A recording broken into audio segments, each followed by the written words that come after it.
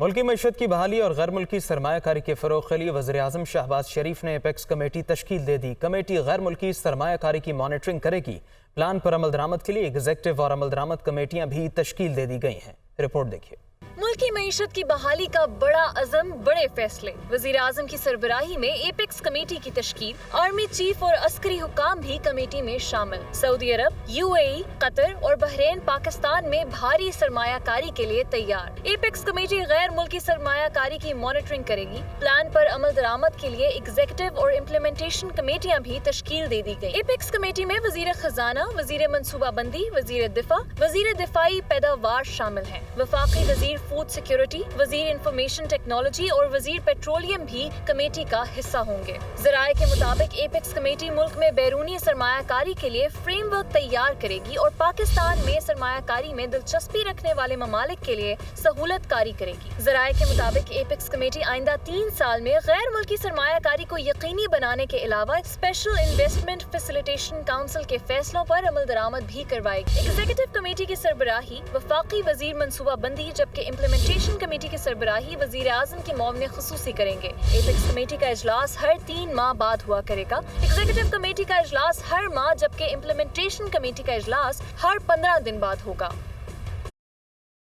پاک IMF معاہدے میں ڈیڈ لاک، پاکستان نے ایک بار پھر امریکہ سے مدد مانگ لی۔ وزیر خزانہ اسحاق ڈار نے امریکی سفیر ڈونلڈ بلوم سے ملاقات کر کے IMF پروگرام کی بحالی کے لیے کردار ادا کرنے کی درخواست کی ہے۔ رپورٹ دیکھیے۔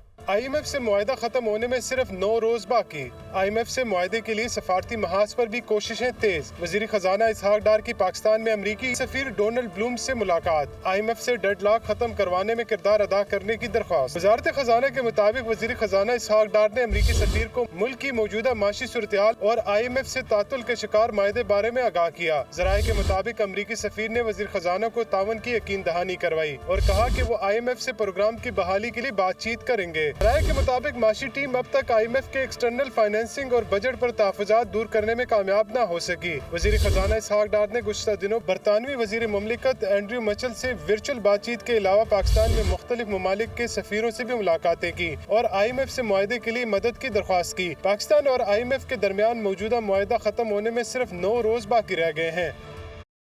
وفاقی حکومت نے چین کے لیے مختلف مصنوعات کی برآمدات کو ریگولیٹ کرنے کا فیصلہ کیا ہے۔ وزیر اعظم شہباز شریف نے سمری وفاقی کابینہ میں پیش کرنے کی منظوری دے دی ہے۔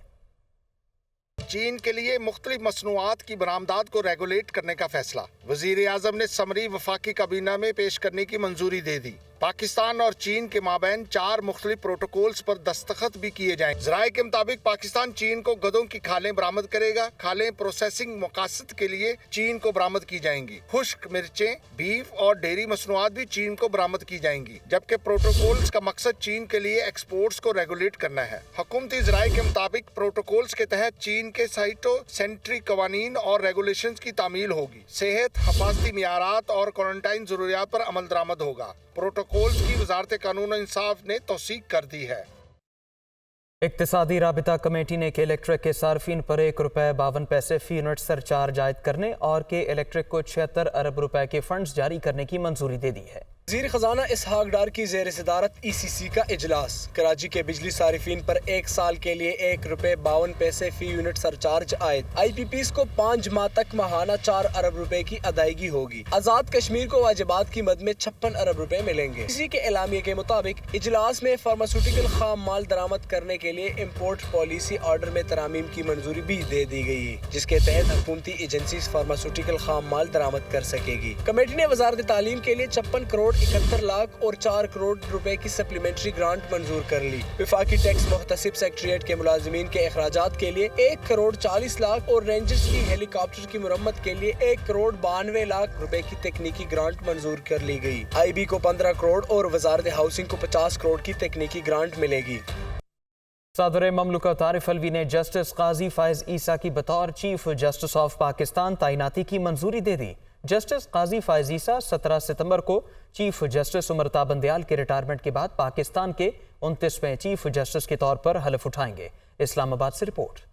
صدر نے جسٹس قاضی فائز عیسیٰ کو بطور چیف جسٹس آف پاکستان تعیناتی کی منظوری دے دی۔ 17 ستمبر 2023 کو عدالت عظمیٰ کے سربراہ کا منصب سنبھالیں گے۔ جسٹس قاضی فائز عیسیٰ 1 سال 38 دن تک چیف جسٹس کے طور پر خدمات انجام دیں گے۔ 26 اکتوبر 1959 کو کوئٹہ میں پیدا ہونے والے جسٹس قاضی فائز عیسیٰ پشین کے مرحوم قاضی محمد عیسیٰ کے صاحبزادے ہیں، جو قائد اعظم محمد علی جناح کے قریبی ساتھی تھے۔ جسٹس قاضی فائز عیسیٰ نے ابتدائی تعلیم کوئٹہ اور کراچی میں حاصل کی۔ انہوں نے قانون کی تعلیم لندن سے حاصل کی اور پھر وطن واپس آ کر وکالت شروع کی۔ بطور وکیل تقریباً 27 سال ملک کی مختلف عدالتوں میں پیش ہوتے رہے۔ جسٹس قاضی فائز عیسیٰ 5 اگست 2009 میں بلوچستان ہائی کورٹ کے چیف جسٹس بنے۔ انہیں 5 ستمبر 2014 میں سپریم کورٹ کا جج مقرر کیا گیا۔ انہوں نے نومبر 2007 میں سابق صدر پرویز مشرف کی جانب سے لگائی گئی ایمرجنسی اور PCO کے تحت ججز کے حلف لینے کی مخالفت کی تھی۔ جسٹس قاضی فائز عیسیٰ نے 2012 میں میمو گیٹ کمیشن کی سربراہی بھی کی۔ 8 اگست 2016 کو ہونے والے کوئٹہ خودکش دھماکے پر انکوائری کمیشن کی سربراہی بھی جسٹس قاضی فائز عیسیٰ کو سونپی گئی۔ جسٹس قاضی فائز عیسیٰ اس بینچ کا بھی حصہ تھے جس نے نواز شریف اور شہباز شریف کے خلاف نیب کی اپیل کو مسترد کیا۔ نیب نے حدیبیہ پیپر مل کیس میں ہائی کورٹ کے فیصلے کے خلاف سپریم کورٹ سے رجوع کیا تھا۔ جسٹس فائز نے فیض آباد دھرنا کیس کا فیصلہ دیا۔ 2019 میں ان کے خلاف آمدن سے زائد اثاثہ جات بنانے کا صدارتی ریفرنس پیش ہوا۔ 2022 میں حکومت تبدیل ہونے کے بعد نئی حکومت نے ریفرنس واپس لینے کی درخواست کی، جس کی سماعت کے بعد موجودہ چیف جسٹس پاکستان عمر عطا بندیال نے فیصلہ محفوظ کیا ہوا ہے۔ فوجی عدالتوں میں سویلین کے ٹرائل کے خلاف درخواستوں کی سماعت کے لیے سپریم کورٹ کا لارجر بینچ تشکیل دے دیا گیا ہے۔ سماعت آج ہوگی۔ چیف جسٹس عمر عطا بندیال کی سربراہی میں 9 رکنی لارجر بینچ تشکیل دیا گیا ہے، جبکہ درخواستوں کی سماعت آج 11:45 پر ہوگی۔ لارجر بینچ میں جسٹس قاضی فائز عیسیٰ، جسٹس سردار طارق مسعود، جسٹس اعجاز الحسن، جسٹس منصور علی شاہ، جسٹس منیب اختر، جسٹس یحییٰ آفریدی، جسٹس سید مظاہر علی اکبر نقوی اور جسٹس عائشہ ملک شامل ہیں۔ فوجی عدالتوں میں عام شہریوں کے ٹرائل کے خلاف 4 درخواستیں سماعت کے لیے مقرر کی گئی ہیں۔ منی لانڈرنگ کیس میں سابق وزیر اعلیٰ چودھری پرویز الہی کے جسمانی ریمانڈ کی FIA کی درخواست مسترد۔ عدالت نے پرویز الہی کو جوڈیشل ریمانڈ پر جیل بھیج دیا۔ لاہور سے ابو بکر طارق کی رپورٹ۔ منی لانڈرنگ کیس میں FIA نے سابق وزیر اعلیٰ پنجاب پرویز الہی کو ضلع کچہری کی عدالت میں پیش کیا۔ Judicial magistrate Ghulam Murtaza work نے سماعت کی۔ FIA کی جانب سے عدالت کو بتایا گیا کہ پرویز الہی نے کروڑوں روپے کی منی لانڈرنگ کی، جس کے ٹھوس شواہد موجود ہیں۔ عدالت سے 14 روزہ جسمانی ریمانڈ کی استدعا کی گئی۔ عدالت میں چودھری پرویز الہی کے وکیل نے کہا کہ پرویز الہی کے خلاف FIA حکام کوئی ثبوت پیش نہیں کر سکے۔ مقدمے کی تفتیش پہلے ہی کر لی گئی ہے اور انکوائری بھی بند کی جا چکی ہے۔ عدالت میں پرویز الہی نے روسٹرم پر آ کر بات کرنے کی اجازت مانگی تو عدالت نے ان کو بولنے کا موقع فراہم کر دیا۔ پرویز الہی نے کہا کہ مجھے جیل میں کوئی بھی سہولت فراہم نہیں کی جا رہی، پچھلی سماعت پر بھی یہی کپڑے پہنے ہوئے تھے اور اب بھی یہی کپڑے ہیں۔ FIA حکام ہائی کورٹ کی حکم عدولی کر رہے ہیں، ان کے خلاف کارروائی ہونی چاہیے۔ عدالت نے وکلاء کے دلائل سننے کے بعد جسمانی ریمانڈ کی FIA کی درخواست مسترد کر دی اور پرویز الہی کو 14 روزہ جوڈیشل ریمانڈ پر جیل بھیج دیا۔ الیکشن کمیشن نے قومی اور صوبائی اسمبلی کے انتخابات کے لیے ڈرافٹ پولنگ سکیم تیار کر لی۔ ملک بھر میں 93,371 پولنگ اسٹیشن قائم کیے جائیں گے۔ پریزائڈنگ افسران اور پولنگ افسران کی فہرستیں بھی تیار کر لی گئیں۔ رپورٹ دیکھیے۔ ملک میں عام انتخابات کی تیاریاں، قومی اور صوبائی اسمبلی کے انتخابات کے لیے ڈرافٹ پولنگ سکیم تیار۔ ملک بھر میں 93,371 پولنگ اسٹیشن قائم کیے جائیں گے۔ انتخابات سے 2 ماہ قبل DROs، ROs اور AROs کی تعیناتی ہوگی۔ الیکشن کمیشن ذرائع کے مطابق عام انتخابات کے لیے پنجاب میں 49,871 پولنگ اسٹیشن قائم ہوں گے۔ پنجاب میں 14,960 پولنگ اسٹیشن انتہائی حساس، جبکہ 9,974 پولنگ اسٹیشن حساس قرار دیے گئے ہیں۔ KP میں 15,708 پولنگ اسٹیشن قائم کیے جائیں گے، جن میں سے 4,296 پولنگ اسٹیشن انتہائی حساس اور 6,549 حساس قرار دیے گئے ہیں۔ سندھ میں 19,348 اور بلوچستان میں 5,015 پولنگ اسٹیشن قائم ہوں گے۔ سندھ میں 4,823 پولنگ اسٹیشن انتہائی حساس، 14,525 حساس قرار دیے گئے ہیں۔ بلوچستان میں 2,083 پولنگ اسٹیشن انتہائی حساس، 2,068 حساس قرار دیے گئے ہیں۔ اسلام آباد میں 1,041 پولنگ اسٹیشن بنائے جائیں گے۔ وفاقی دارالحکومت میں 326 پولنگ اسٹیشن انتہائی حساس، جبکہ 221 حساس قرار دیے گئے ہیں۔ یونان کشتی حادثے کے بعد پاکستان کے مختلف شہروں میں انسانی اسمگلرز کے خلاف کریک ڈاؤن جاری ہے۔ گجرانوالہ میں اب تک 13 ملزمان گرفتار ہو چکے۔ FIA لاہور زون نے ایک انسانی اسمگلر کو گرفتار کر لیا۔ فیصل آباد میں 3 مقدمات درج کر کے کارروائی شروع کر دی گئی ہے۔ متاثرہ فیملیز کے DNA سیمپلز لینے کا کام بھی جاری ہے۔ کشتی حادثے میں سینکڑوں افراد کی ہلاکت کے بعد FIA متحرک مختلف شہروں میں کریک ڈاؤن۔ گجرانوالہ ریجن میں درج مقدمات کی تعداد 31 ہو گئی۔ 23 مقدمات FIA تھانہ گجرانوالہ اور 8 گجرات میں درج کیے گئے۔ گجرانوالہ میں اب تک 13 انسانی اسمگلرز کو گرفتار کیا جا چکا ہے۔ FIA لاہور زون نے ایک انسانی اسمگلر کو گرفتار کر لیا۔ ملزم ظفر اقبال کا تعلق گجرات سے ہے۔ FIA لاہور زون کی طرف سے اب تک 16 ملزمان گرفتار کیے گئے ہیں۔ فیصل آباد میں بھی FIA حکام نے 3 مقدمات درج کر لیے ہیں۔ مقدمات حادثے میں جاں بحق 3 نوجوانوں کے ورثہ نے درج کرائے جن کا تعلق نواحی علاقوں سے ہے۔ حادثے میں جاں بحق افراد کی شناخت کے لیے DNA سیمپل لیے جانے کا سلسلہ بھی جاری ہے۔ اب تک 108 متاثرہ خاندانوں کے DNA سیمپلز حاصل کیے جا چکے جو یونان بھجوائے جائیں گے۔ ادھر یونان میں پکڑے جانے والے 3 پاکستانیوں کو رہا کر دیا گیا۔ مقامی حکام نے جانچ پڑتال کے بعد ان کو رہا کیا ہے اور انہیں پاکستان ڈیپورٹ نہیں کیا جائے گا۔ انسداد دہشت گردی عدالت نے جناح ہاؤس پر حملے میں ملوث 180 ملزمان کی درخواست ضمانت پر فیصلہ مؤخر کر دیا۔ سانحہ 9 مئی میں ملوث ملزمان عدم شناخت اور عدم ثبوت پر رہائی بھی پانے لگے۔ جیلوں میں قید ملزمان کی تعداد صرف 1049 رہ گئی۔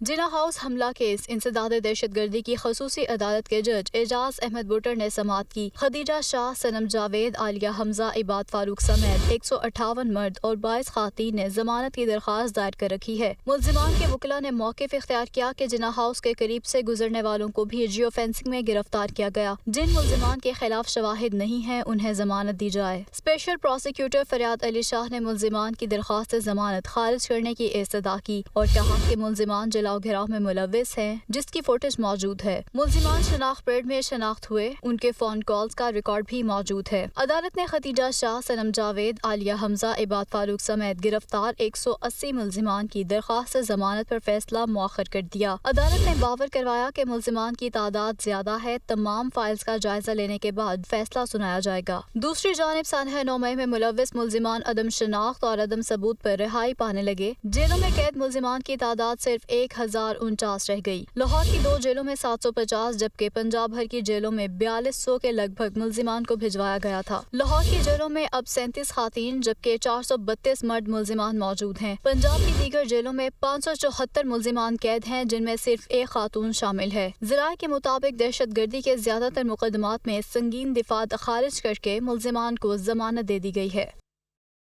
گرمی میں شدت آتے ہی ملک میں بجلی کی لوڈ شیڈنگ کا دورانیہ بھی بڑھنے لگا ہے۔ مختلف علاقوں میں 10 گھنٹوں تک لوڈ شیڈنگ جاری۔ بجلی کا شارٹ فال 6368 میگا واٹ تک پہنچ گیا ہے۔ ملک بھر میں گرمی کی شدید لہر، مختلف علاقوں میں 10 گھنٹے تک لوڈ شیڈنگ جاری۔ بجلی کا شارٹ فال 6368 میگا واٹ تک پہنچ گیا۔ ذرائع پاور ڈویژن کے مطابق ملک میں بجلی کی مجموعی پیداوار 20,132 میگا واٹ اور طلب 26,500 میگا واٹ ہے۔ ملک میں پن بجلی کی پیداوار 7,600 میگا واٹ ہے جبکہ سرکاری تھرمل پاور پلانٹ سے 568 میگا واٹ بجلی پیدا کی جا رہی ہے۔ نجی شعبے کے بجلی گھروں کی پیداوار 7,500 میگا واٹ ہے اور ونڈ پاور پلانٹ سے بجلی کی پیداوار 1,250 میگا واٹ ہے۔ سولر بجلی گھروں سے 105 میگا واٹ اور بگاس سے 145 میگا واٹ بجلی پیدا کی جا رہی ہے۔ نیوکلیئر پاور پلانٹس کی پیداوار 3,200 میگا واٹ ہے۔